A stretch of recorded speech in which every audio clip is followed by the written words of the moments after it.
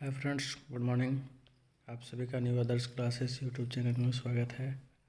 आज के वीडियो में हम लोग देखेंगे संविधान सभा एवं संविधान निर्माण प्रक्रिया से संबंधित कुछ महत्वपूर्ण प्रश्न।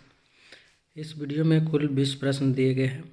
आप सभी 20 प्रश्न को हल करें और बताएं कि आपका स्कोर कितना आ रहा है। आप चाहे किसी भी कंपटीशन एग्ज़ाम की तैयारी कर रहे हो, आपके लिए ये वीडियो बहुत इम्पोर्टेंट है। तो चलिए देखते हैं आज का पहला प्रश्न। आज का पहला प्रश्न है हमारा, एक निर्वाचित संविधान सभा द्वारा भारत के संविधान का निर्माण करने का प्रस्ताव किया गया था। किसके द्वारा किया गया था? आपके 4 ऑप्शन दिए गए हैं। ऑप्शन ए साइमन कमीशन द्वारा, बी भारत सरकार अधिनियम 1935 द्वारा, सी क्रिप्स मिशन द्वारा, डी है ब्रिटिश कैबिनेट डेलीगेशन द्वारा। इसका सही जवाब क्या होगा आप लोग को बताना है। इसका सही जवाब हो जाएगा आपका ऑप्शन सी, अर्थात क्रिप्स मिशन द्वारा। एक निर्वाचित संविधान सभा द्वारा भारत के संविधान का निर्माण करने का प्रस्ताव सर्वप्रथम क्रिप्स मिशन को सन द्वारा किया गया था। चलिए अगला प्रश्न देखते हैं। दूसरा प्रश्न है हमारा, कैबिनेट मिशन योजना के अंतर्गत संविधान निर्मात्री परिषद में प्रत्येक प्रांत को आवंटित सदस्य संख्या निर्धारित करने के लिए एक प्रतिनिधि कितनी जनसंख्या के अनुपात में था? ऑप्शन ए है 8 लाख व्यक्ति, बी है 10 लाख व्यक्ति, सी 12 लाख व्यक्ति और डी है 15 लाख व्यक्ति। तो इसका सही जवाब क्या है बताएं आप लोग। इसका सही जवाब होगा ऑप्शन बी, अर्थात 10 लाख व्यक्ति। चलिए इसके बारे में थोड़ा विशेष देखते हैं। कैबिनेट मिशन वर्ष 1946 में भारत आया था। मिशन ने अपनी रिपोर्ट में संविधान सभा के गठन का एक सूत्र प्रस्तुत किया था, जिसके आधार पर संविधान सभा निर्वाचित होनी थी और प्रांतों का प्रतिनिधित्व जनसंख्या के आधार पर होना था, है ना। प्रांतों का प्रतिनिधित्व किसके आधार पर करना था? जनसंख्या के आधार पर करना था। इसके तहत प्रति 10 लाख व्यक्तियों के ऊपर एक प्रतिनिधि के निर्वाचन की व्यवस्था प्रस्तावित थी, है ना। तो इसलिए हमारा सही जवाब क्या होगा? बी होगा, 10 लाख व्यक्ति। चलिए अगला प्रश्न देखते हैं। हमारा अगला प्रश्न है, इन व्यक्तियों में से कौन कैबिनेट मिशन का सदस्य नहीं था? ऑप्शन ए है विलियम वुड, बी है पैथिक लॉरेंस, सी स्टैफोर्ड क्रिप्स और डी एबी अलेक्जेंडर। तो इसका सही जवाब होगा ऑप्शन ए, अर्थात विलियम वुड। चलिए देखते हैं इसको। कैबिनेट मिशन जो है भारत कब आया था? तो वर्ष 1946 में भारत आया। और किस महीने में आया था? तो मार्च में आया था। वर्ष 1946 में मार्च के महीने में, मार्च 1946 में कैबिनेट मिशन भारत आया था। चलिए, इस मिशन के सदस्य स्टैफोर्ड क्रिप्स, पैथिक लॉरेंस और एबी अलेक्जेंडर थे, जिसमें अध्यक्ष के रूप में आए थे कौन? Stafford Cripps. ये जो है क्या थे? अध्यक्ष थे। स्टैफोर्ड क्रिप्स क्या थे? अध्यक्ष थे। चलिए उसके बाद बच गया पैथिक लॉरेंस। पैथिक लॉरेंस जो हैं, पैथिक लॉरेंस कौन थे? तो ये भारत सचिव थे, है ना। सचिव बनकर आए थे पैथिक लॉरेंस। और बच गया आपका पैथिक लॉरेंस जो है भारत के सचिव बन के आए थे, जबकि स्टैफोर्ड क्रिप्स जो है इनको अध्यक्ष बनाया गया था। क्या बनाया गया था? अध्यक्ष बनाया गया था।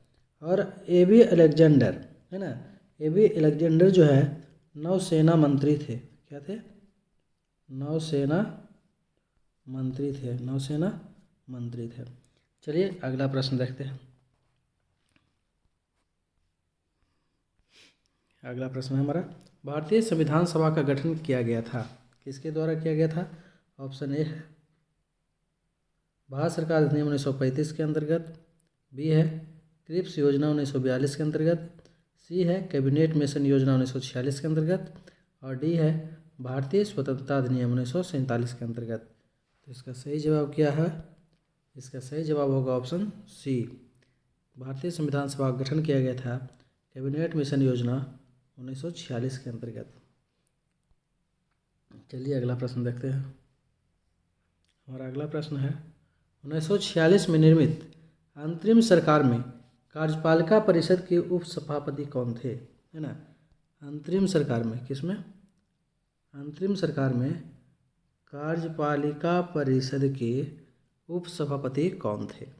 ऑप्शन ए है जवाहरलाल नेहरू, बी है डॉक्टर एस राधाकृष्णन, सी है सी राजगोपालाचारी और डी है डॉक्टर राजेंद्र प्रसाद। तो इसका सही जवाब होगा आपका ऑप्शन ए अर्थात जवाहरलाल नेहरू। चलिए देखते हैं इसके बाद। 24 अगस्त 1946 को अंतरिम राष्ट्रीय सरकार की घोषणा इस व्यवस्था के साथ की गई कि अंतरिम सरकार 2 सितंबर 1946 को कार्यभार संभालेगी। वायसराय इसमें कार्यपालिका परिषद का पदेन अध्यक्ष था, है ना। कार्यपालिका परिषद का पदेन अध्यक्ष कौन थे, यानी कि जो भारत के वायसराय थे, है ना, वही कार्यपालिका परिषद के पदेन अध्यक्ष थे तथा जवाहरलाल नेहरू को उपाध्यक्ष या उप सभापति बनाया गया था। अंतरिम सरकार में कार्यपालिका परिषद के अध्यक्ष किसे बनाया गया था, तो वायसराय को बनाया गया था, जबकि उप सभापति या उपाध्यक्ष किसे बनाया गया था, तो पंडित जवाहरलाल नेहरू को। चलिए अगला प्रश्न देखते हैं। हमारा आज का अगला प्रश्न है, निम्नलिखित में से कौन अगस्त 1946 में गठित प्रथम अंतरिम राष्ट्रीय सरकार का सदस्य नहीं था। ऑप्शन ए है सी राजगोपालाचारी, बी है डॉक्टर राजेंद्र प्रसाद, सी है डॉक्टर एस राधाकृष्णन और डी है जगजीवन राम। इसका सही जवाब होगा ऑप्शन सी अर्थात डॉक्टर एक्स राधाकृष्णन।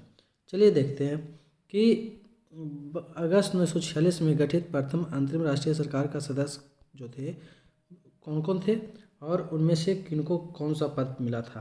तो जैसा कि हम देख रहे हैं सी राजगोपालाचारी को, तो सी राजगोपालाचारी को शिक्षा मंत्री का पद मिला था। क्या मिला था, शिक्षा मंत्री। क्या थे, शिक्षा मंत्री थे। क्या थे, शिक्षा मंत्री थे। दूसरा जो डॉक्टर राजेंद्र प्रसाद है उनको क्या बनाया गया था, उनको बनाया गया था खाद्य एवं कृषि मंत्री। क्या बनाया गया था, खाद्य एवं कृषि मंत्री बनाया गया था। खाद्य एवं कृषि मंत्री, खाद्य एवं कृषि मंत्री बनाया गया था। तीसरा डॉक्टर एस राधाकृष्णन जो कि इसका सदस्य नहीं थे। और चौथा है जगजीवन राम। तो जगजीवन राम को क्या बनाया गया था, जगजीवन राम को बनाया गया था आपको श्रम मंत्री बनाया गया था। क्या बनाया गया था, श्रम मंत्री। चलिए इसके बारे में थोड़ा सा और विस्तार से देखते हैं कि कैबिनेट मिशन योजना के आधार पर 24 अगस्त 1946 की घोषणा के तहत नवनिर्वाचित संविधान सभा से 2 सितंबर 1946 को भारत की अंतरिम सरकार का गठन किया गया। भारत की अंतरिम सरकार का गठन कब किया गया था, 2 सितंबर 1946 को। इसमें सी राजगोपालाचारी शिक्षा मंत्री थे, डॉक्टर राजेंद्र प्रसाद खाद्य एवं कृषि मंत्री थे तथा जगजीवन राम श्रम मंत्री थे। लेकिन डॉक्टर एस राधाकृष्णन इस सरकार के सदस्य नहीं थे। चलिए अगला प्रश्न देखते हैं। हमारा अगला प्रश्न है प्रश्न संख्या 7 है। इसमें कथन और कारण दिया गया है और हमें पहचानना है कि इनमें कौन सटीक ऑप्शन है। तो कथन में दिया गया है, बेबेल योजना के अनुसार कार्यकारी परिषद में हिंदू और मुस्लिम सदस्यों की संख्या समान होती थी। और कारण दिया गया है कि बेबेल का विचार था कि ऐसी व्यवस्था से भारत का बंटवारा बच जाता है ना। ऑप्शन हमारा 4 ऑप्शन दिया गया है। पहला ऑप्शन है कथन और कारण दोनों सही है और कथन कारण का सही स्पष्टीकरण है। बी है कथन और कारण दोनों सही है किंतु कथन कारण का सही स्पष्टीकरण नहीं है। सी कथन सही है पर कारण गलत है। डी कथन गलत है पर कारण सही है। इसका सही जवाब हो जाएगा आपका ऑप्शन सी। क्या सही जवाब होगा, ऑप्शन सी अर्थात कथन सही है परंतु कारण गलत है। बेबेल योजना के अनुसार कार्यकारी परिषद में हिंदू और मुस्लिम सदस्यों की संख्या समान थी, ये सत्य है। चलिए देखते हैं इससे संबंधित कुछ विशेष तथ्यों को। अक्टूबर 1943 में लॉर्ड लिनलिथगो के स्थान पर बेवेल को वायसराय तथा गवर्नर जनरल नियुक्त किया गया। वे भारतीय संवैधानिक गतिरोध को दूर करने के उद्देश्य से मई 1945 में लंदन गए। कौन गए थे? तो बेवेल जो है मई 1945 में लंदन गए। वहाँ उन्होंने भारतीय प्रशासन के संबंध में ब्रिटिश सरकार से विस्तार से बात की तथा कुछ प्रस्ताव रखे। जून 1945 में उन प्रस्तावों को बेवेल योजना के नाम से सार्वजनिक किया गया। बेवेल योजना के प्रस्तावों में कार्यकारिणी में मुसलमान सदस्यों की संख्या हिंदुओं के बराबर होना, परिषद में वायसराय तथा कमांडर इन चीफ को छोड़कर सभी सदस्यों का भारतीय होना, शीघ्र ही शिमला में एक सम्मेलन बुलाया जाना तथा युद्ध समाप्ति के पश्चात भारतीयों के द्वारा खुद का संविधान बनाया जाना इत्यादि प्रावधान शामिल थे। चलिए अगला प्रश्न देखते हैं। हमारा अगला प्रश्न है, भारत के लिए संविधान की रचना हेतु संविधान सभा का विचार निम्नलिखित में से सर्वप्रथम किसने प्रस्तुत किया? ऑप्शन ए है स्वराज पार्टी ने 1934 में, बी है कांग्रेस पार्टी ने 1936 में, सी है मुस्लिम लीग ने 1942 में और डी है सर्वदलीय सम्मेलन ने 1946 में। तो इसका सही जवाब क्या होगा? इसका सही जवाब है आपका ऑप्शन ए, अर्थात स्वराज पार्टी 1934 में सर्वप्रथम संविधान की रचना के लिए संविधान सभा का विचार प्रस्तुत किया था। चलिए इसके बारे में देखते हैं। मई 1934 में रांची में स्वराज पार्टी ने आत्मनिर्णय के अधिकार की मांग की और एक प्रस्ताव पारित किया जिसमें कहा गया कि वयस्क मताधिकार के आधार पर निर्वाचित भारतीय प्रतिनिधियों की एक संविधान सभा होगी जो संविधान का निर्माण करेगी। भारतीयों की ओर से संविधान सभा की मांग करने का यह प्रथम अवसर था, है ना। यानी कि सबसे पहले संविधान सभा का विचार जो है कब आया? तो स्वराज पार्टी के द्वारा 1934 में। चलिए अगला प्रश्न देखते हैं। हमारा अगला प्रश्न है, निम्नलिखित में से कौन सा कथन संविधान सभा के विषय में सत्य नहीं है? कौन सा कथन सत्य नहीं है? चलिए ऑप्शन एक में दिया गया है आपका, वह वयस्क मताधिकार पर आधारित नहीं था, है ना। संविधान सभा का विषय जो है वयस्क मताधिकार पर आधार पर नहीं थी। दूसरा दिया गया है वह प्रत्यक्ष निर्वाचन का परिणाम था। तीसरा है वह बहुदलीय निकाय थी और चौथा है उसने अनेक समितियों के माध्यम से कार्य किया। अब कह रहा है नीचे दिए हुए कूटों से सही उत्तर का चयन कीजिए।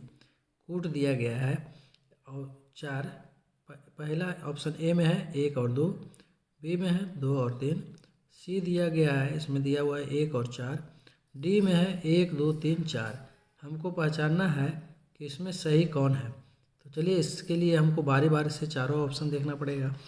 पहला ऑप्शन है वह वयस्क मताधिकार पर आधारित नहीं थी, तो ये जो है सही है ना। संविधान सभा के गठन के लिए राज्यों की विधानसभाओं का उपयोग निर्वाचन मंडल के रूप में किया गया था, अतः संविधान सभा अप्रत्यक्ष निर्वाचन का परिणाम था।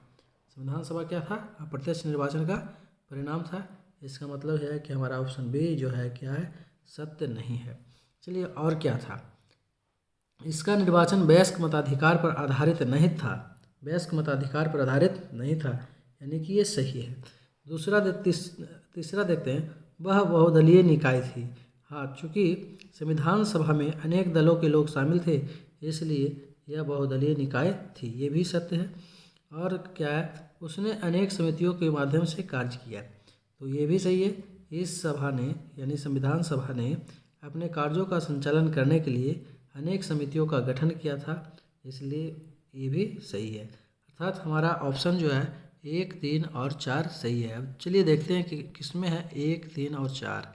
1 3 और 4 देखते हैं किसी में भी नहीं है, तो इसका ऑप्शन इनमें से कोई नहीं होगा।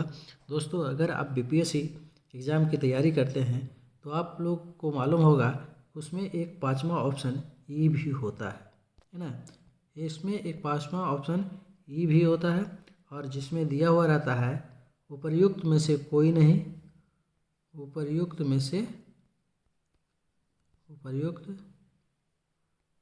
से कोई नहीं, कोई नहीं, या एक से अधिक, या एक से अधिक रहता है। तो आपका इसमें ऑप्शन ई हो जाता है ना, इनमें से कोई नहीं होगा आंसर। चलिए, अर्थात इसका में आपका ऑप्शन कोई नहीं है। चलिए अगला प्रश्न देखते हैं। भारतीय संविधान सभा के संबंध में निम्नांकित में से कौन सा कथन सही है? कौन सा कथन सही है? तो चलिए, ये तो हो गया है। अगला प्रश्न देखते हैं। निम्नलिखित में से संविधान सभा के बारे में गलत कथन कौन सा है? ऑप्शन एक है, ए है, इसने बड़ी संख्या में समितियों की मदद से काम किया, उनमें से प्रारूप समिति सबसे महत्वपूर्ण थी। बी है, अल्पसंख्यक समुदाय जैसे ईसाई, एंग्लो इंडियन और पारसियों को सभी में पर्याप्त प्रतिनिधित्व दिया गया। सी है, इसका निर्वाचन सार्वभौम वयस्क मताधिकार के आधार पर किया गया। डी है, इसकी चुनाव प्रक्रिया 1935 के अधिनियम की 6वीं अनुसूची पर आधारित थी। कर संपत्ति और शैक्षणिक योग्यता के कारण मताधिकार सीमित था। तो हमें पहचानना है कि कौन सा गलत था संविधान सभा के बारे में, कौन सा कथन गलत है। तो संविधान सभा के बारे में ऑप्शन ए में कह रहा है इसने बड़ी संख्या में समितियों की मदद से काम किया, ठीक है, उनमें से एक प्रारूप समिति महत्वपूर्ण थी। ये तो आपका सही है ना, कई समितियों ने मिलकर जो है इस सभा में काम किया था संविधान सभा के लिए। बी को देखते हैं। बी का था अल्पसंख्यक समुदाय जैसे ईसाई, एंग्लो इंडियन और पारसियों को सभी में पर्याप्त प्रतिनिधित्व दिया गया था, ये भी सही है। तीसरा कहा गया है कि इसका निर्वाचन सार्वभौम वयस्क मताधिकार के आधार पर किया गया था, ये गलत है ना, वयस्क मताधिकार के आधार पर नहीं किया गया था। चौथा है, इस चुनाव की प्रक्रिया 1935 के अधिनियम के 6वीं अनुसूची पर आधारित थी। कर संपत्ति और शैक्षणिक योग्यता के कारण मताधिकार सीमित था, ये आपका सही हो जाएगा, है ना। तो चलिए, हमारा सही जवाब हो जाएगा ऑप्शन सी, क्योंकि प्रश्न में पूछा गया था कौन सा कथन गलत है। अगला प्रश्न, हमारा अगला प्रश्न है, भारत के संविधान का प्रारूप तैयार करने वाली संविधान सभा के सदस्यों को डैश। ऑप्शन ए दिया गया है ब्रिटिश संसद द्वारा नामित किया गया। बी, गवर्नर जनरल द्वारा नामित किया गया। सी, विभिन्न प्रांतों की विधानसभाओं द्वारा चुना गया। डी, भारतीय राष्ट्रीय कांग्रेस और मुस्लिम लीग द्वारा चुना गया। तो इसका सही जवाब क्या होगा? इसका सही जवाब है ऑप्शन सी, अर्थात विभिन्न प्रांतों की विधानसभाओं द्वारा चुना गया, है ना। भारत के संविधान का प्रारूप तैयार करने वाली संविधान सभा के सदस्यों को विभिन्न प्रांतों की विधानसभाओं द्वारा चुना गया। चलिए अगला प्रश्न देखते हैं। भारतीय इतिहास के संदर्भ में प्रांतों से संविधान सभा के सदस्य डैश। ऑप्शन ए दिया गया है उन प्रांतों के लोगों द्वारा सीधे निर्वाचित हुए थे। बी है भारतीय राष्ट्रीय कांग्रेस तथा मुस्लिम लीग द्वारा नामित हुए थे। सी है प्रांतीय विधानसभाओं द्वारा निर्वाचित हुए थे। और डी है सरकार द्वारा संवैधानिक मामलों में उनकी विशेषज्ञता के लिए चुने गए थे। तो भारतीय इतिहास के संदर्भ में प्रांतों से संविधान सभा के सदस्य किस प्रकार से निर्वाचित हुए थे? तो प्रांतीय विधानसभाओं द्वारा निर्वाचित हुए थे, इसलिए इसका सही जवाब होगा ऑप्शन सी। अगला प्रश्न, संविधान सभा में सदस्यों का चुनाव कैसे हुआ था? ऑप्शन ए है सीधे जनता द्वारा। बी, भारतीय राष्ट्रीय कांग्रेस के नामांकन द्वारा। सी, भारतीय राज्यों के शासकों से नामांकन द्वारा। और डी है प्रांतीय सभाओं द्वारा। तो इसका भी सेम आंसर होगा वही प्रांतीय सभाओं द्वारा। चलिए अगला प्रश्न देखते हैं। संविधान सभा के चुने हुए अस्थायी अध्यक्ष कौन थे? ऑप्शन ए है doctor Bhimrao Ambedkar. B, doctor Sachchidanand Sinha. C, doctor Rajendra Prasad. और डी, एस राधाकृष्णन। तो इसका सही जवाब होगा ऑप्शन सी। क्या होगा? सी, अर्थात डॉक्टर राजेंद्र प्रसाद। जैसा कि हम जानते हैं 9 दिसंबर 1946 को संविधान सभा की प्रथम बैठक हुई थी और जिसकी अध्यक्षता डॉक्टर सच्चिदानंद सिन्हा ने किए थे, लेकिन अस्थायी रूप से, है ना। किस रूप से? अस्थायी रूप से। कब? तो 9 दिसंबर 1946 ईस्वी को अस्थायी रूप से अध्यक्षता किए थे।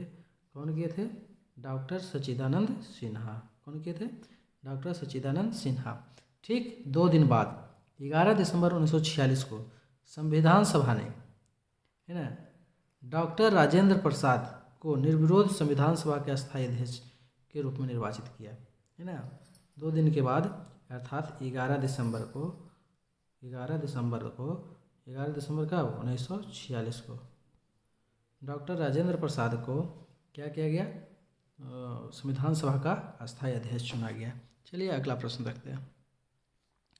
हमारा अगला प्रश्न है, संविधान सभा की प्रथम बैठक की अध्यक्षता किसने किया था। तो संविधान सभा की प्रथम बैठक कब हुआ था। संविधान सभा का प्रथम बैठक हुआ था 9 दिसंबर 1946 को, 9 दिसंबर 1946 को। इसकी अध्यक्षता किए थे डॉक्टर सच्चिदानंद सिन्हा ने। तो इस प्रकार हमारा सही जवाब होगा क्या, सी, अर्थात डॉक्टर सच्चिदानंद सिन्हा, ये हमारा सही जवाब है।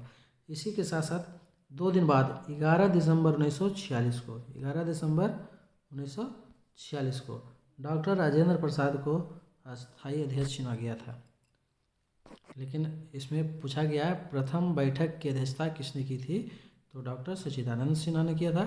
अगर पूछा जाता कि अस्थायी अध्यक्ष कौन थे, तो डॉक्टर राजेंद्र प्रसाद, और यदि अस्थायी अध्यक्ष पूछा जाता तो कौन होते, डॉक्टर सच्चिदानंद सिन्हा। चलिए अगला प्रश्न देखते हैं। हमारा अगला प्रश्न है, भारतीय संविधान सभा के उद्घाटन अधिवेशन की अध्यक्षता की गई। संविधान सभा के उद्घाटन अधिवेशन की अध्यक्षता की गई किसके द्वारा किया गया था, तो ऑप्शन दिया हुआ है, ए में डॉक्टर राजेंद्र प्रसाद, बी डॉक्टर सच्चिदानंद सिन्हा द्वारा, सी है डॉक्टर BR अम्बेडकर द्वारा, डी है पंडित जवाहरलाल नेहरू द्वारा। तो भारतीय संविधान सभा के उद्घाटन अधिवेशन की अध्यक्षता की गई थी। तो भारतीय संविधान सभा का उद्घाटन अर्थात प्रथम बैठक जो हुआ था कब हुआ था, 9 दिसंबर 1946 को, है ना, 9 दिसंबर 1946 को। तो इसका उद्घाटन किनके द्वारा किया जाएगा, डॉक्टर सच्चिदानंद सिन्हा के द्वारा। चलिए अगला प्रश्न देखते हैं। हमारा अगला प्रश्न है, भारत की संविधान निर्मात्री सभा के अध्यक्ष कौन थे। ऑप्शन ए है डॉक्टर राजेंद्र प्रसाद, बी है डॉक्टर BR अम्बेडकर, सी है श्री अय्यर, और डी है पंडित जवाहरलाल नेहरू।